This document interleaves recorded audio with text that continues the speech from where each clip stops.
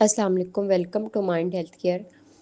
आज हम बात करेंगे कंडक्ट डिसऑर्डर के बारे में। What is conduct disorder? हम सबसे पहले हम लोग देखेंगे कि क्या कभी आपने ऐसे बच्चों या नौजवानों को देखा है जो बार बार झगड़ा करते हैं, दूसरों को नुकसान पहुंचाते हैं, झूठ बोलते हैं और चीज़ें चुराते हैं या कानून जो होते हैं उनको तोड़ते हैं। ये सिर्फ बदतमीजी या शरारत नहीं है, बल्कि ये एक नफ्सियाती इशू है जिसे हम कहते हैं कंडक्ट डिसऑर्डर। इसमें हम देखेंगे कि कंडक्ट डिसऑर्डर है क्या, इसके अलामात क्या हैं, ये होता क्यों और बच्चों की ज़िंदगी पर ये किस तरह इफ़ेक्ट डालता है, और सबसे बढ़कर के इलाज और वालिदैन उस्ताज़ा का इस इलाज में क्या किरदार है। सबसे पहले हम देखेंगे कि what is conduct disorder. Conduct disorder एक रवैयों की बीमारी है जो ज़्यादातर बचपन और नौजवानी में ज़ाहिर होती है। इसमें बच्चा या नौजवान दूसरों के हकूक़ की परवाह नहीं करता, माशरती असूल तोड़ता है, बार बार झगड़ा या तशद्दुद करता है, दूसरों पर झूठ बोलता है और चोरी करता है।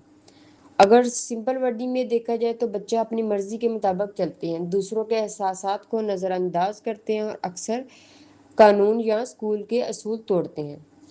अगर इसके सिम्टम्स की बात की जाए, इसकी अलामत की बात की जाए, इसमें देखा जाए इसमें अलामत कौन कौन सी आती हैं जिससे ज़ाहिर होता है कि इसको कंडक्ट डिसऑर्डर है।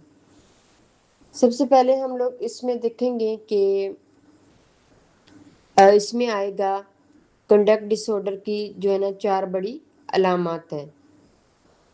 सबसे पहले हम लोग देखेंगे एग्रेशन। एग्रेशन दूसरों को मारना या धमकाना। फिर जानवरों पर जुल्म करना, लड़ाई झगड़ा करना। सेकंड हमारे पास जो है डिस्ट्रक्शन ऑफ प्रॉपर्टी, चीज़ें तोड़ना।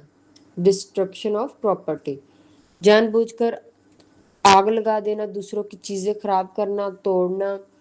फिर उसके बाद है डेसीफ्यूलनेस और थेफ्ट, झूठ और चोरी, बार बार झूठ बोलना, दुकान या दोस्तों से चीज़ें चुराना। उसके बाद हमारे पास है सीरियस रूल वायलेंशन, कवानीन के खिलाफ वर्जी, रात देर से घर ना आना, स्कूल से भाग जाना, वालिदैन की बात ना मानना। फॉर एग्जाम्पल, एक जो है 15 साल लड़का है, बार बार स्कूल के बच्चों को मारता है, चीज़ें चुराता है, घर से भाग जाता है और वालिदैन की परवाह नहीं करता। ये किसके सिम्टम्स हैं, किसकी अलामत हैं? ये है कंडक्ट डिसऑर्डर के। उसके बाद हम लोग देखेंगे इसकी केसेस क्या है, इसकी रीज़न क्या है, ये होता क्यों इसके। सबसे पहले हम लोग देखेंगे बायोलॉजिकली फैक्टर्स। बायोलॉजिकली फैक्टर में दिमाग के वो इससे जो इम्पल्स कंट्रोल करते हैं, जो फ्रंटल लोब कमज़ोर, जिससे फ्रंटल लोब कमज़ोर हो सकते हैं।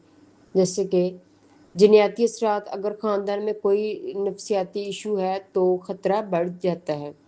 उसके बाद साइकोलॉजिकली फैक्टर्स, सेल्फ एस्टीम कम होना, इमोशनली रेगुलेशन की कमी। उसके बाद हम लोग देखेंगे इन्वायरमेंटल फैक्टर्स, टूटा हुआ ख़ानदान, वालिदैन की ज़्यादती या निगलेक्शन बच्चों को, गुर्बत, महल्ले का बुरा माहौल, दोस्तों का बुरा असर।